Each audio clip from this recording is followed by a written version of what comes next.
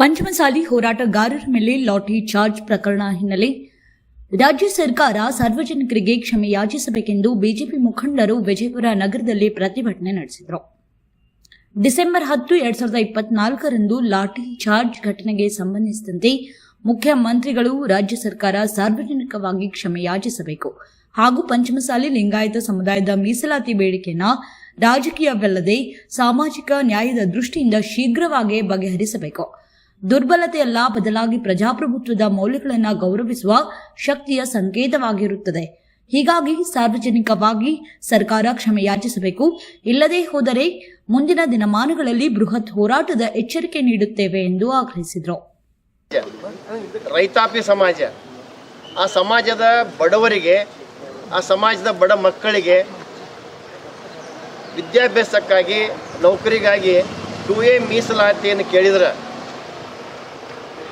ಸಮಾಧಾನವಾಗಿಯೂ ಕೂಡ ಹೋರಾಟ ನಡೆದಿತ್ತು.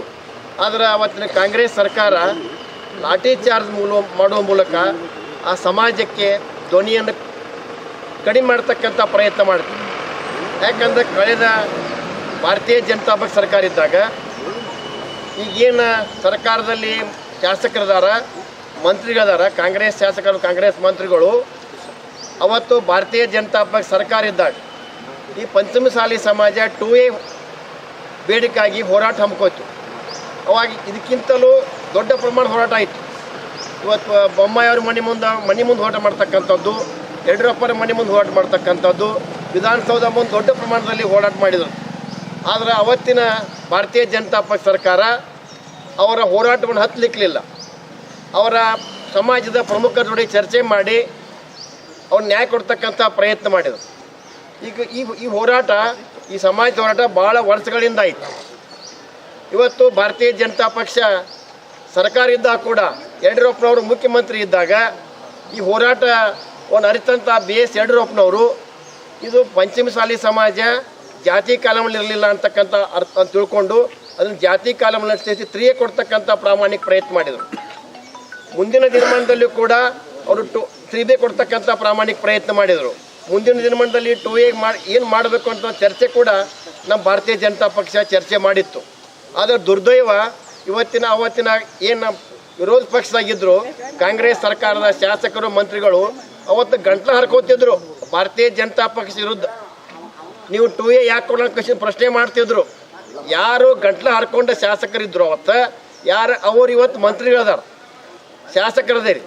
ಆದರೆ ಇವತ್ತು ತಮ್ಮದೇ ಸರ್ಕಾರದ ಇವತ್ತು ಈ ಸಮಾಜಕ್ಕೆ ನ್ಯಾಯ ಕೊಡಲಾರದೆ ನೀವೇನು ಇವತ್ತು ಈ ಸಮಾಜಕ್ಕೆ ಅನ್ಯಾಯ ಮಾಡ್ತಾ ಇದ್ದೀರಿ. ಆದ್ದರಿಂದ ಇವತ್ತು ನಾವು ಭಾರತೀಯ ಜನತಾ ಪಕ್ಷ ಪ್ರಮುಖರು ಬಂದೆವು DC ಆಫೀಸಿಗೆ. ಇದು ಮುಂದಿನ ದಿನಮಾನದಲ್ಲಿ ಇವತ್ತು ನಾವು ಕಳೆದ ವಾರ ಈ ರೈತರಿಗೆ ಸಮಸ್ಯೆಗೆ ದೊಡ್ಡ ಹೋರಾಟ ಮಾಡಿದೆವು. ಅದೇ ರೀತಿ ಬಿಜಾಪುರ ಜಿಲ್ಲೆಯಲ್ಲೂ ಕೂಡ ಈ ಸಮಾಜದ ಬಡವರಿಗೆ ನ್ಯಾಯ ಸಿಗಬೇಕು ಅಂತಕ್ಕಂಥ ಉದ್ದೇಶ ಇಟ್ಕೊಂಡು ಇವತ್ತು ನಾವು ದೊಡ್ಡ ಪ್ರಮಾಣದ ಹೋರಾಟ ಹಮ್ಮಿಕೊಳ್ಳಕತ್ತಿದ್ದೀವಿ. ಇವತ್ತು ಸರ್ಕಾರಕ್ಕೆ ಎಚ್ಚರಿಕೆ ಕೊಡ್ತಾ ಇದ್ದೀವಿ.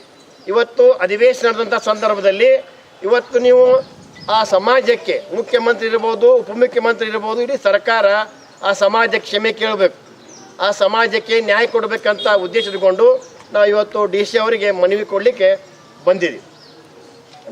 ಸರ್ಕಾರಕ್ಕೆ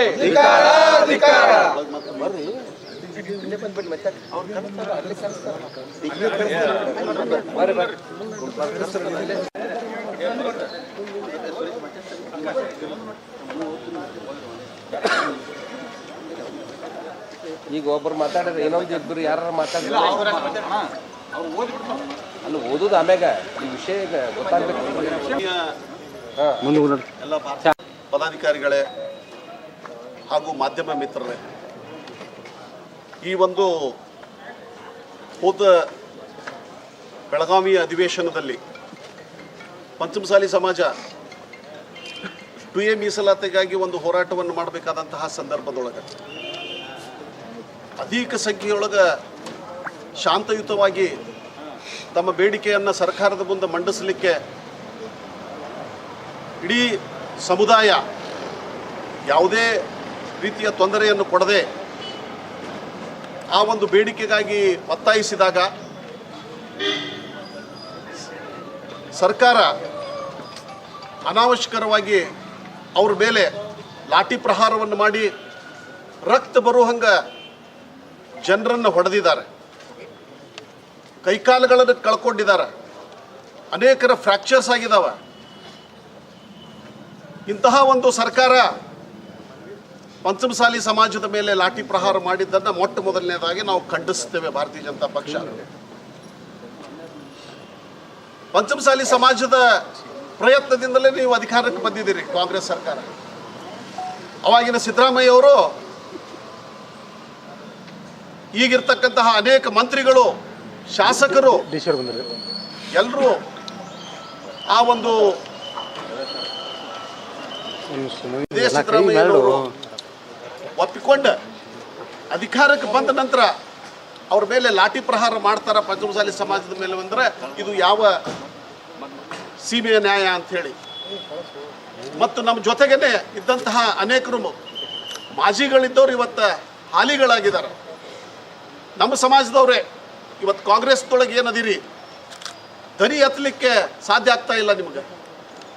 ಆ ಒಂದು ಸಮಾಜದ ಒಂದು ಗಾಯಾಳುಗಳಿಗೆ, ನೋವನ್ನು ಅನುಭವಿಸಿದವರಿಗೆ ಒಂದು ನ್ಯಾಯವನ್ನು ಕೂಡ ಕೊಡಿಸಲಿಕ್ಕೆ ಆಗ್ತಾ ಇಲ್ಲ.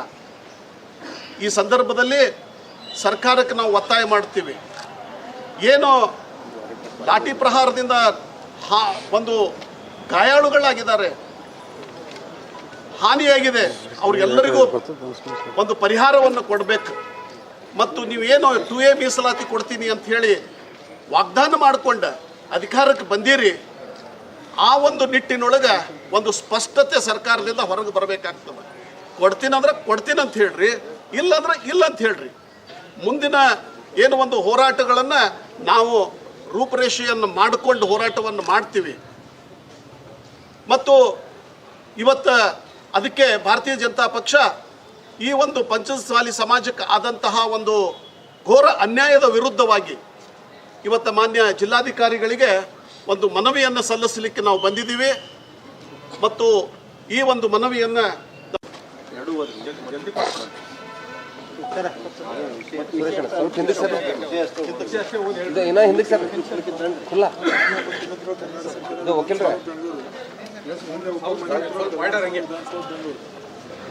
ವಿಜಯಪುರ ಜಿಲ್ಲಾಧಿಕಾರಿಗಳ ಮುಖಾಂತರ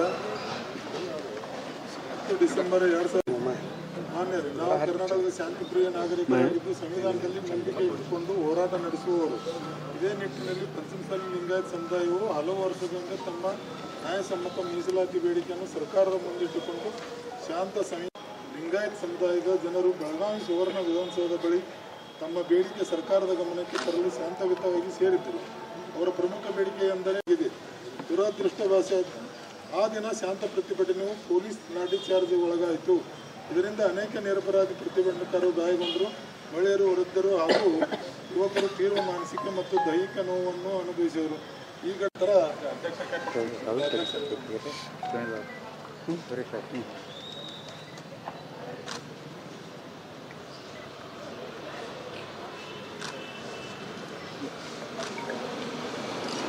ಗೊತ್ತಿಲ್ಲ ಸರ್, ನಮ್ಮ ಫ್ರೆಂಡ್ ಆಗಬೇಕು, ಅವ್ರ ಡ್ಯೂಟಿಗೆ ಹೋಗಿರ್ತಾರೆ ಮೇಡಮ್, ಅದಕ್ಕಾಗಿ. ಭಾರತೀಯ ಜನತಾ ಪಕ್ಷಕ್ಕೆ ಸರ್ ಹಲೋ ಸರ್, ನೀವು ನಿಮ್ಮ ನಂಬರ್ ನಿಮ್ಮ ವಾಟ್ಸಪ್ ಹಾಕ್ತೀನಿ ತೋರಿ ಸರ್.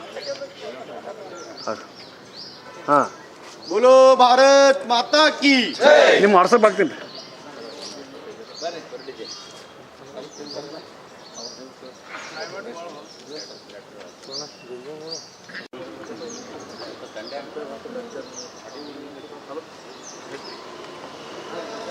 बोलो भारत माता की जय, भारत माता की जय, भारतीय जनता पक्ष के बोलो भारत माता की जय, बोलो भारत माता की जय.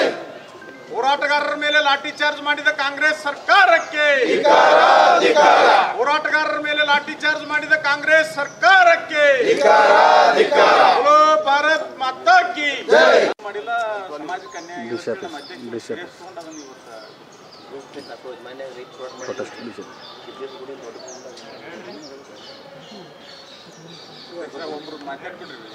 ಹೋರಾಟ ಉದ್ದೇಶಿಸಿ बोलो भारत माता की जय, बोलो भारत माता की जय.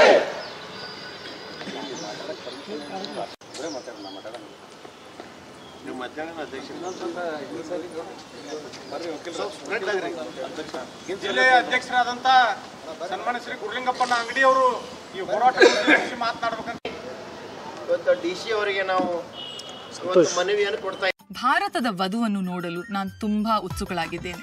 ಪ್ರತಿಯೊಂದು ಸಂಪ್ರದಾಯ ಆಭರಣಗಳ ಪ್ರಕಾಶಮಾನವಾದ ಅಲಂಕಾರ ವಧುವಿನಿಂದಲೇ ಮಾತ್ರ ಕಾಣಬಹುದು. ಹೊಳಪಿಂದ ಜಗ ಜಗಮಗಿಸುವೆ ಪಿನ್ನದ ಕಿರಣ ಒಪ್ಪ ಓರಣ ಈ ಹೊಂಗಿರಣ ಇದೆ ತೋರಣ ಸೂರ್ಯಕಾಂತಿಯತೆ ಹೊಳೆವ ಸಂಜಯತೆ ಇದು ವೈಭವದ ಮದುವೆ ಸಂಭ್ರಮ. ಮಲಬಾರ್ ಗೋಲ್ಡನ್ ಡೈಮಂಡ್ಸ್ ಅವರಿಂದ ಭಾರತದ ವಧುವರಿಗೆ ಪ್ರೀತಿಯ ಸಮರ್ಪಣೆ.